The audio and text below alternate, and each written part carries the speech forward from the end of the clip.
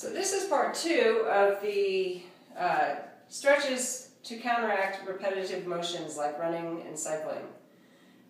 You will have already done some forward folds, stretching out the hamstrings, and cat-cow to open up the spine.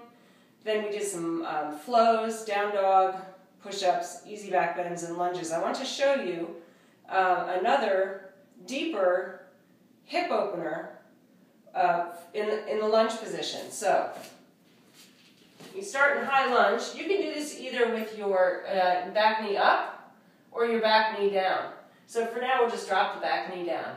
What you're going to do is take that front leg and inch it out to the edge of your mat. So the front foot is just on the edge of your mat. And then you're going to allow your upper body to start to fold forward. You can let the arch of the front leg open up so you can see the underside of your foot. And now give you a little more opening in the hip. The goal would be to eventually get to your forearms. So this is what it looks like from the front. You get in that high runner's lunge, or you can drop the back knee. Then you scoot your foot out to the side some and allow that arch to come up and start to drop toward the mat. Taking several deep breaths here, 5 or even 10, just allowing the hips to open up. And you would do that on both sides. Again, making the assumption that you've done the other exercises beforehand to open up your hips. So then the rest of these are more static and relaxing. To open up the chest, if you have the opportunity to use an exercise ball, this is a great way to open up the front body. So you're going to put your feet, you're going to sit on the ball, the front edge of the ball, and stick your feet out in front. And then start to roll yourself down onto the ball, pulling the belly muscles in for support. Scoot back a little bit here. Turn your inner thighs, tops of your thighs inward. Keep your feet firmly planted on the mat and allow your tailbone to drop toward your heels. And then just allow your upper body to drape backwards. So you can have your arms out to the side or over the head, which is a little more intense. You could cross your elbows. So the important thing here is to be turning those tops of your femurs inward, pushing into the big toe mound side of your foot, and dropping the tailbone toward the heels. That's what will protect your lumbar spine, your lower back. I suggest staying here for 2 to 5 minutes. And you can alter the positions of your arms. Continue that deep breathing, allowing it to nourish and open up the front of the body, making space for the heart.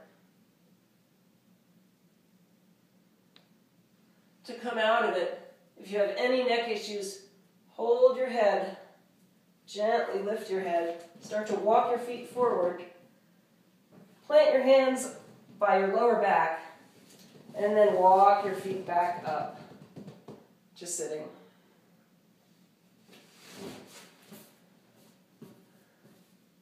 So the last pose I'd like to show you is legs up the wall. This is especially great to do before you go to sleep. It calms the central nervous system. It's very relaxing. So the goal is to be on your back with your legs up the wall. What you're going to do is you're going to sit down right next to the wall so that your one hip is against the wall. And you're going to start to lay backwards using your hands and elbows for support. And as you bring your feet up, rotate your hips toward the wall. So you come onto your mat, you can scoot yourself closer to the wall or further away, depending on how open your hamstrings are. And you can put your arms out to the side, overhead, rest them on your belly. Just allowing the body to relax.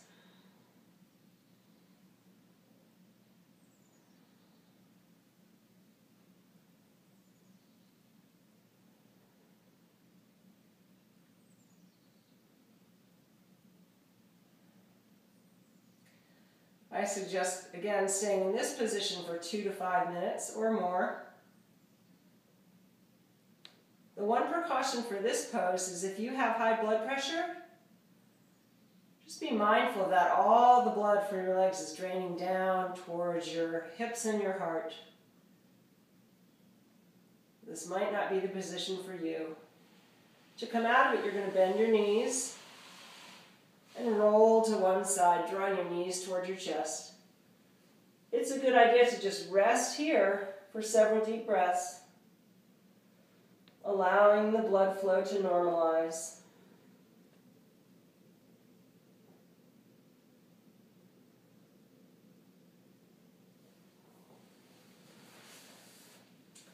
And then gently push yourself up. So again, that's a great exercise to do right before you go to sleep. I hope you've enjoyed these simple leg stretches, hip openers, and I hope they will serve you well. Namaste.